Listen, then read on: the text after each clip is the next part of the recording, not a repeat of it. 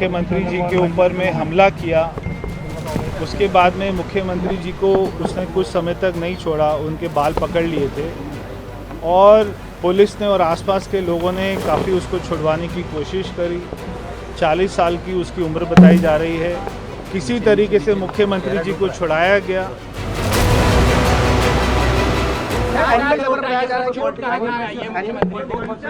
देखिए, चोट उनके हाथ में आई है, उनके शोल्डर में आई है और उनके सर में आई है। तो अभी डॉक्टर उनको देख रहे हैं और उसके साथ में क्योंकि पुलिस केस है तो एमएलसी भी बन रही है और एमएलसी की जो आएगी रिपोर्ट वो आपको बताएगी।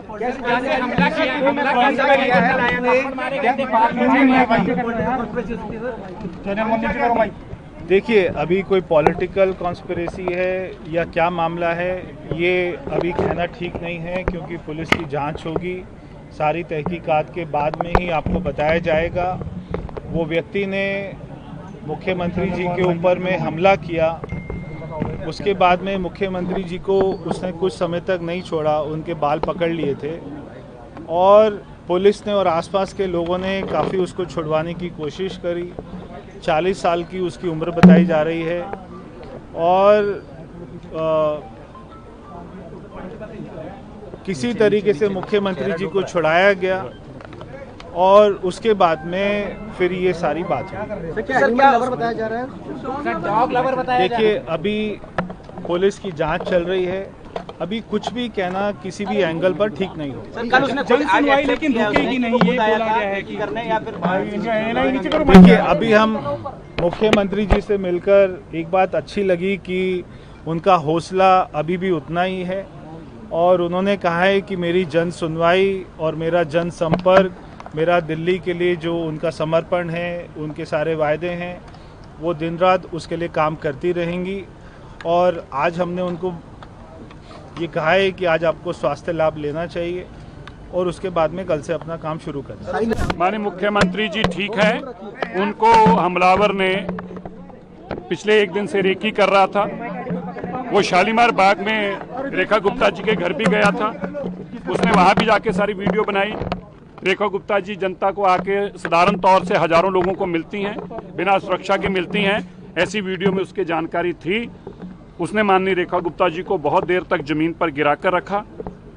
उसने हमला करने की उसकी जो मंशा थी वो बड़ी स्पष्ट है और ये बात भी स्पष्ट है कि वो केवल हमले के पर्पज से ही आया था।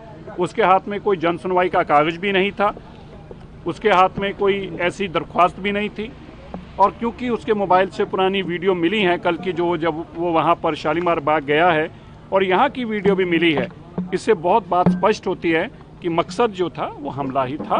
और रेखा गुप्ता जी ठीक हैं, जैसे अभी परवेज जी ने बताया, जन सुनवाई जारी रहेंगी, हर तरीके से पब्लिक को इंटरेक्शन उनकी जारी रहेगी और दिल्ली के काम किसी सूरत में नहीं रुकेंगी।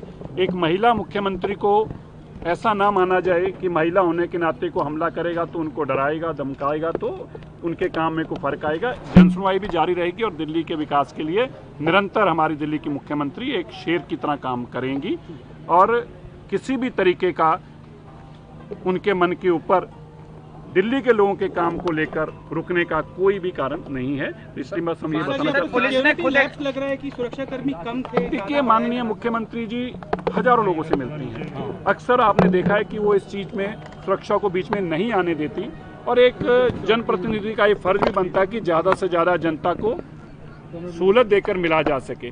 माननीय मुख्यमंत्री जी की यही कारण मुझे लगता है कि उसके ध्यान में था कि हजारों लोगों को मिलती हैं, बिना किसी सुरक्षा के मिलती हैं, इसी का उसने लाभ उठाने की कोशिश की। मानसिक स्थिति क्या है अभी मुख्यमंत्री की, क्या कह रही हैं आप? बिल्कुल मानसिक तौर पर वो बिल्कुल ठीक हैं और उनको मन में दिल्ली की सेवा के प्रति अच्छे भाव भी हैं और दृढ़ निश्चय के साथ वो अपनी सेवा में करेंगी।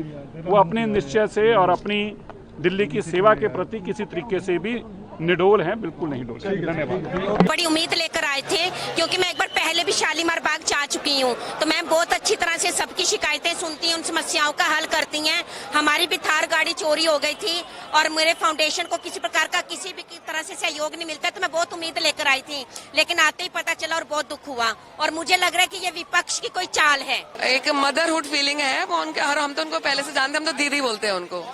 तो भाजपा में कुछ भी नहीं, वो तो सबसे सुन रही थी, तो ये इतना इंस्टेंट था कि वो जैसे शायद बैठे होंगे तो उन्होंने आपस में क्या बात हुई तो किसी को नहीं पता, वो बैठते ही बस आवाज आई और इतने में वो रेस्ट होके बाहर चला गया। कोई कुछ मतलब जितनी देर में हमने पलटा उसको पकड़ के ले गए। हाँ जी, हाँ, तो एक अटैक तो किया ही, जैसे एक करा तो उन्होंने, पुलिस वालों ने उसको उठा के ले गए और दीदी भी एकदम सदमे में हो गई कि क्या हो गया एकदम से। देखिए, एक सीएम के साथ इतनी जनता के में कोई बीच में आ जाता है तो बाकी जनता को मिलने में भी प्रॉब्लम होगी कल से। नहीं सर, हम अपनी बारी का इंतजार कर रहे थे।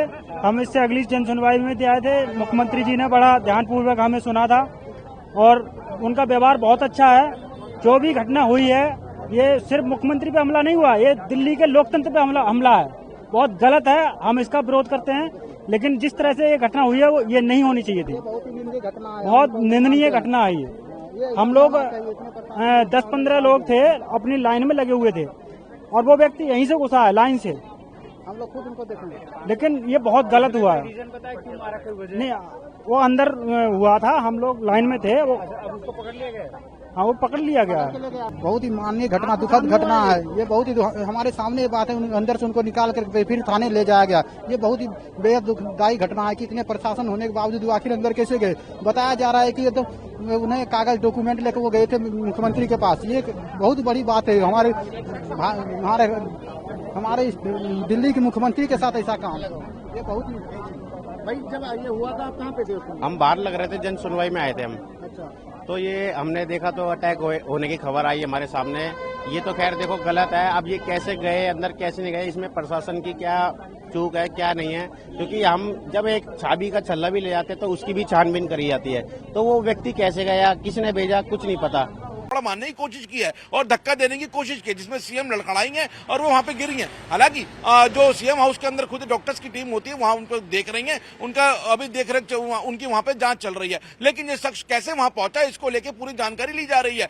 डीसीपी नॉर्थ मौके पे पहुंचे हैं और शख्स को डिटेन किया गया है। अब सीसीटीवी फुटेज भी जांच की जा रही है कि शख्स किस तरफ से यहाँ पर आया है। ये शख्स क्या दिल्ली का रहने वाला है, दिल्ली के कौन से इलाके का रहने वाला है, और उसकी पूरी प्रोफाइल को खंगाला जा रहा है। क्या इसके कोई आपराधिक रिकॉर्ड तो नहीं है, क्या किसी राजनीतिक दल से तो नहीं जुड़ा, किसी द्वेष वंशा के साथ वहां पे तो नहीं आया, क्या अपनी जेन्युइन समस्या लेकर आया था, क्या इसके अपने कोई पर्सनल ग्रजेस थे। तो कई बातें जो हैं उनसे अब जांच की जा रही है। और इसके बारे में बताया गया कि 35 साल के करीब का यह युवक है, अपने हाथ में कुछ दस्तावेज लेकर आया था और सीएम ऑफिस में जनसुनवाई के दौरान गया था। यह प्रत्येक बुधवार को होने वाली जनसुनवाई है जो साप्ताहिक होती है और दिन में एक बार की जाती है। इसमें सीएम खुद होती है, सीएम के साथ आला अधिकारी होते हैं और उनके साथ उनके कर्मचारी होते हैं और एक पूरे प्रोटोकॉल के साथ वहां पर शख्स अंदर सीएम हाउस के अंदर जाता है और अपनी समस्या को रखता है। और ये जनसुनवाई का मकसद एक ही है कि लोग जो हैं, जो परेशान है विभागों के लापरवाही से या विभागों के अनदेखी से, उनको यहां से सख्त निर्देश दिए जाए और किसी भी शख्स को परेशान ना होने दिया जाए। इसका एक अच्छा मकसद है जिसके साथ जनसुनवाई की जाती है। लेकिन अगर इस तरीके की कोई हरकत वहां पे होती है सीएम हाउस के अंदर तो सवाल जरूर खड़े होते हैं सीएम सिक्योरिटी के ऊपर, क्योंकि सीएम सिक्योरिटी को लेकर एक अलग सा एक पूरा डिपार्टमेंट है जो सीएम सिक्योरिटी को देखता है। सीएम जब रूट पर निकलती है उनके साथ कौन सी सिक्योरिटी होती है, घर के अंदर अलग सिक्योरिटी होती है। तो तमाम तरीके की सिक्योरिटी जो है वो दिल्ली सीएम के साथ है। उसके बावजूद अगर इस तरीके का हमला सीएम हाउस के अंदर होता है तो कहीं ना कहीं बड़े सवाल जरूर खड़े होते हैं।